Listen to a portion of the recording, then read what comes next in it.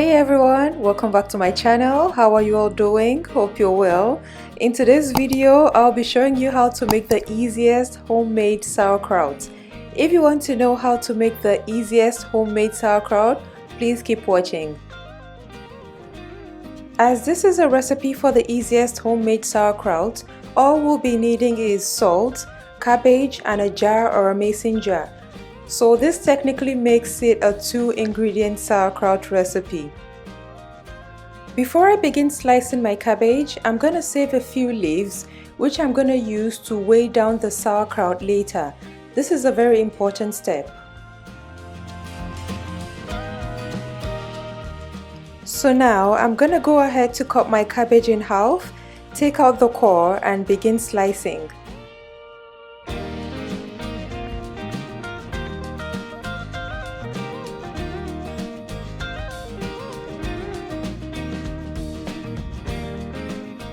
I'm gonna slice the cabbage thinly and try my best to make the slices as even as possible. You could also use a mandolin if you have one. As I'm slicing my cabbage, I'm going to tell you a bit about sauerkraut, or as some people like to call it, sour cabbage. It's simply fermented cabbage in salt water.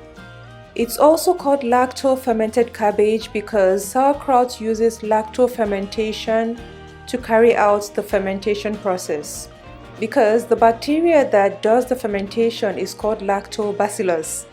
The good thing is that the bacteria already exists on the cabbage leaves. We just need to create the right environment or the right atmosphere for it to flourish. Also, a fun fact is that sauerkraut is very beneficial to our gut health.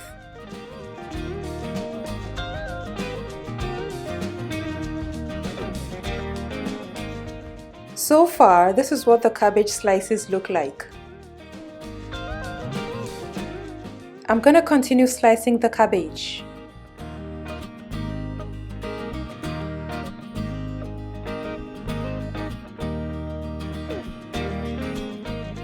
And now I'm done slicing the cabbage.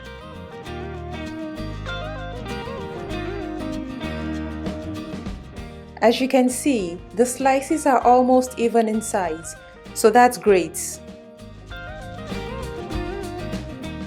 Now I'm gonna go ahead to give it a quick rinse and drain it in a colander.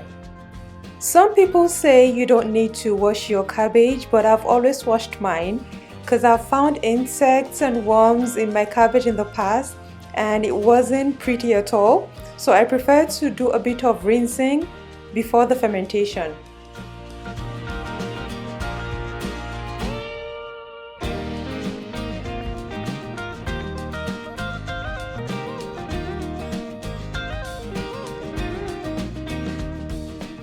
Now that I'm done rinsing the cabbage, this is what I'm working with. I'm gonna be making 2 jars of sauerkraut with these. Now I'm gonna go ahead to add a tablespoon of sea salt to the cabbage and massage it in.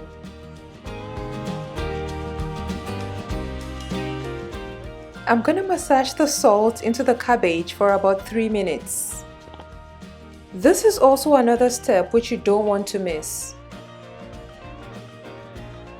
This process helps break down the cabbage leaves, thereby releasing the water which is going to be used for the fermentation.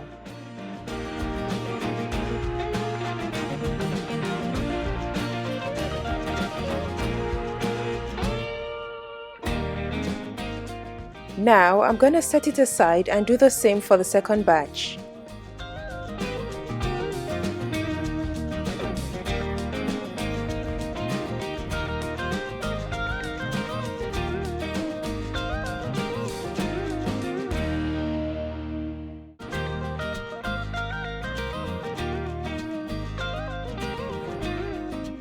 Now that the cabbage has reduced in size, I'm going to transfer the contents to the previous bowl and continue massaging.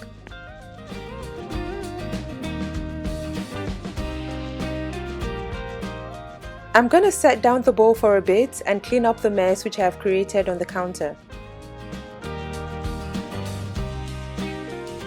As you can see, it's released a lot of water.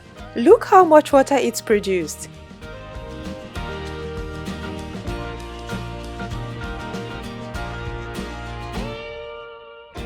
And now it's time to transfer the cabbage into the jars. Don't forget to wash your hands before transferring the cabbage into the jar.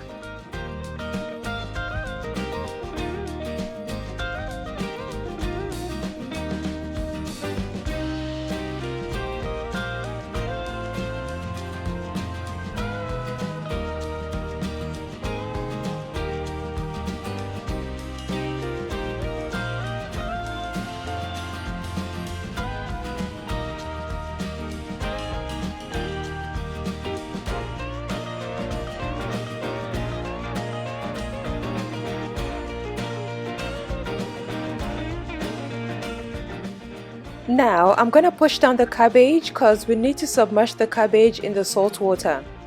I'm using my fingers because, well, I've got long fingers, but you can always use a muddler if you've got one.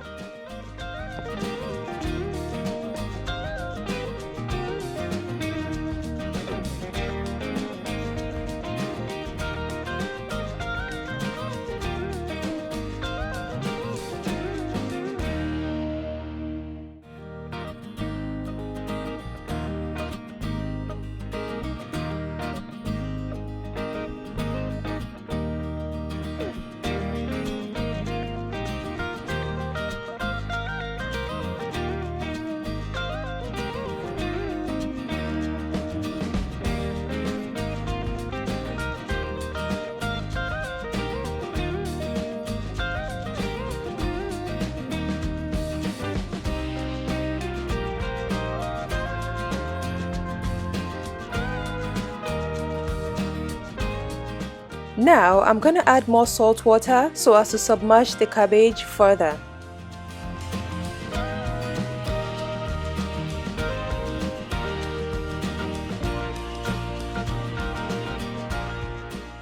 Now I'm gonna seal the jar with one of the cabbage leaves which we saved earlier.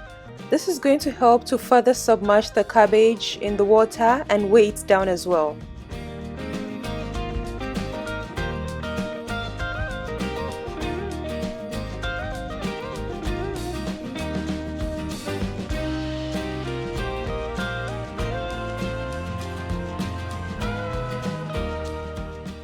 Now I'm gonna screw the lid on.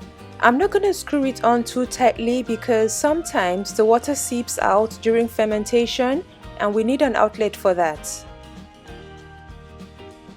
I'm gonna repeat the same process for the second jar.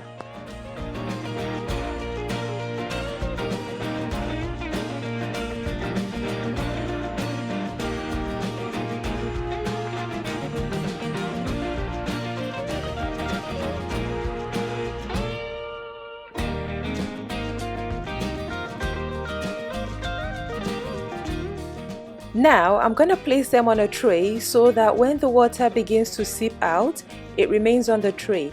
I mean, that doesn't always happen, but it's just a precaution in case it happens. I'm gonna leave it on a shelf at room temperature for 3 weeks. If you live in a warm climate, your sauerkraut could be ready in 2 weeks or less than 2 weeks because the warmer your environment is, the quicker the fermentation process. This is day 2 of fermentation. This is week 1 of fermentation. This is week 2 of fermentation. And this is the final product after 3 weeks of fermentation. So if you've enjoyed watching this video, please give it a thumbs up. Please subscribe to my channel.